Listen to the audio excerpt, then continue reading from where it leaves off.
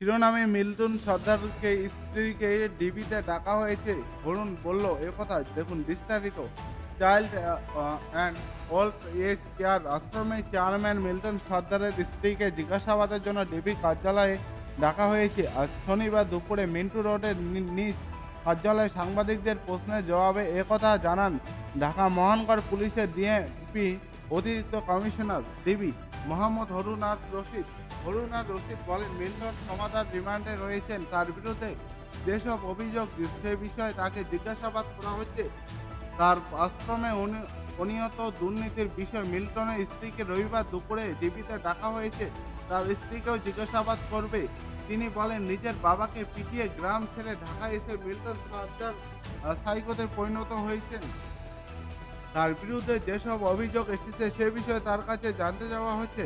তার উত্থান কিভাবে হলো, ততখানি মানবতার ও ফেরিওয়ালা কিভাবে হলেন, তার অর্থের উৎস কিভাবে আছে, কিভাবে প্রতি দরিদ্র মানুষ সংগ্রাম করতেন এবং কেনই বা তাদের টর্চার সেলে এনে পেটাতেন, সবকিছুর বিষয়ে জিজ্ঞাসাবাদ করা হবে।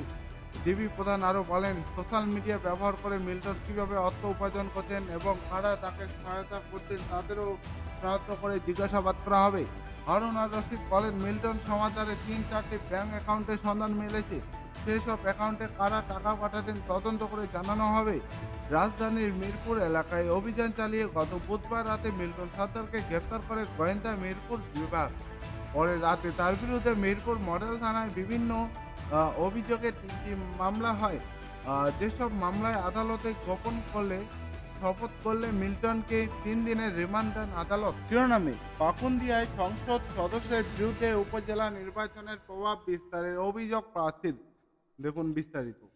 কিশোরগঞ্জ ২ পাকুনন্দী কাটিয়া আসনের স্বতন্ত্র সংসদ সদস্য ও পাকুনন্দিয়া উপজেলা আওয়ামী লীগের আহ্বায়ক সহবার উদ্দিনের বিরুদ্ধে জেলা নির্বাচন কর্মকর্তার কাছে লিখিত অভিযোগ দিয়েছেন উপজেলা নির্বাচনের চেয়ারম্যান পদপ্রার্থী মকবুল হোসেন। অভিযোগে তিনি বলেছেন, সংসদ সদস্যের উপজেলা পরিষদ নির্বাচনে একজন প্রার্থীর পক্ষ নিয়ে ভোটারদের বিভিন্নভাবে প্রভাবিত ও চাপ প্রয়োজন করা যাচ্ছেন। আজ শনিবার অভিযোগ পাওয়া বিষয়টি নিশ্চিত করেছেন জেলা নির্বাচন কর্মকর্তা ও রিটার্নিং কর্মকর্তা মোহাম্মদ মোহাম্মদ মোর্শেদ আলম। তিনি প্রথম আলোকে বলেন, এ ব্যাপারে ব্যবস্থা নেওয়া হচ্ছে। অভিযোগ উপজেলা আওয়ামী লীগের সদস্য নির্বাচন প্রার্থী মকবুল হোসেন উল্লেখ করেন, আগামী ৮ মে অনুষ্ঠিত হচ্ছে পাকুনন্দিয়া উপজেলা পরিষদ নির্বাচন। এখানে আমি কয় মাস পত্রিকের চেয়ারম্যান পদে নির্বাচন করছি, কিন্তু নির্বাচনীয় এলাকায় সংসদ সদস্যদের অধীন অবস্থা করবে একজন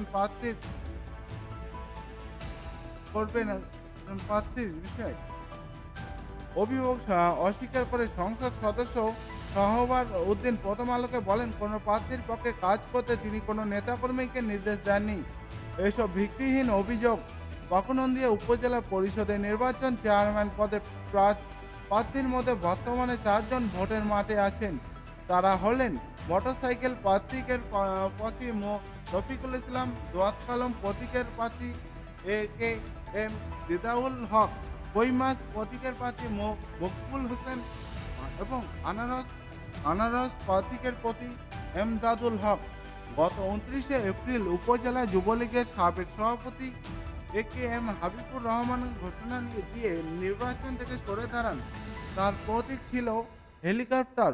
এর আগে জেলা শ্রমিক লীগের উপদেষ্টা আতাউর রহমান সিদ্দিকী ও মাসুদ সংসদ সদস্য শাহবাজ উদ্দিনের বিরুদ্ধে পক্ষপাতের অভিযোগ তুলে নির্বাচন থেকে সরে দাঁড়িয়েছিলেন চেয়ারম্যান প্রার্থী মকবুল হোসেন। প্রথম আলোকে বলেন, সংসদ সদস্যের ইঙ্গিতে তার অনুসারীরা আনারস প্রার্থীকের প্রতি এমদাদুল হককে পাস করাতে উঠে পড়ে লেগেছেন।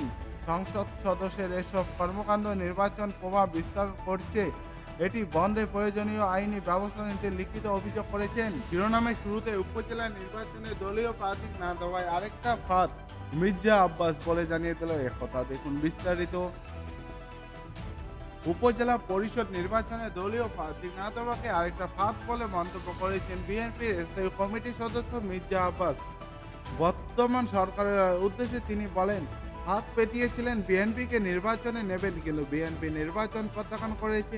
যে নির্বাচনে জনগণ ভোট দিতে পারবে না সে নির্বাচনের প্রয়োজন বাংলাদেশ নেই। আজ শনিবার দুপুরে রাজধানীর জাতীয় প্রেস ক্লাবের সামনে সড়কে আয়োজিত এক মানববন্ধন কর্মসূচিতে অংশ নিয়ে মির্জা আব্বাস এসব কথা বলেন। বিএনপি চেয়ারপারসন খালেদা জিয়া, ভারপ্রাপ্ত চেয়ারম্যান তারেক রহমান ও জাতীয় নির্বাহী কমিটির সদস্য হাবিবুর রশিদের মুক্তিতে দাবি ও কর্মসূচি আয়োজন করে হাবিবুর রশিদ মুক্তির পরিষদ।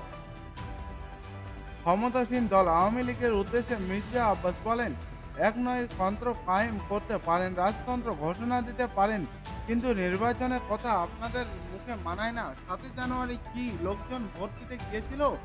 এবারও উপজেলা নির্বাচনে যাবে না। উপজেলা নির্বাচনে নিজেরাই নিজেদের প্রার্থীদের দাঁড়াতে দিচ্ছে না। এমন কয়েকটি ঘটনার উল্লেখ করে মির্জা আব্বাস বলেন, বিএনপি দাঁড়ালে কি অবস্থা হতো?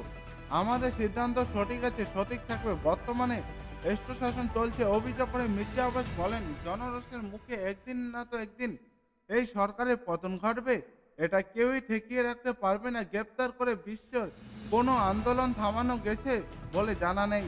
বিএনপির যে জ্যেষ্ঠ নেতা আরো বলেন, আমরা আন্দোলন করছি, আন্দোলন হবে, মুক্ত হবে দেশ। আমি দেখতে পারবো কিনা জানি না, কিন্তু কেউ না কেউ আসবে দেশকে মুক্ত করার জন্য। আমাদের নেতা তারেক রহমান একদিন দেশে ফেরত আসবেন। জনরোষের মুখে এই সরকারের যখন পতন হবে তখন তিনি দেশে ফেরত আসবেন, নেতৃত্ব দিবেন দেশকে। আজ দেশের করুণ অবস্থা সম্পর্কে আওয়ামী লীগ ছাড়া সবাই জানে বলে মনে করেন মির্জা আব্বাস। তিনি বলেন, সবচেয়ে বেশি জনগণের বিএনপির নেতাকর্মীরা, তারা বাসায় প্রতিদিন কম বেশি 50 থেকে 100 জন আসেন।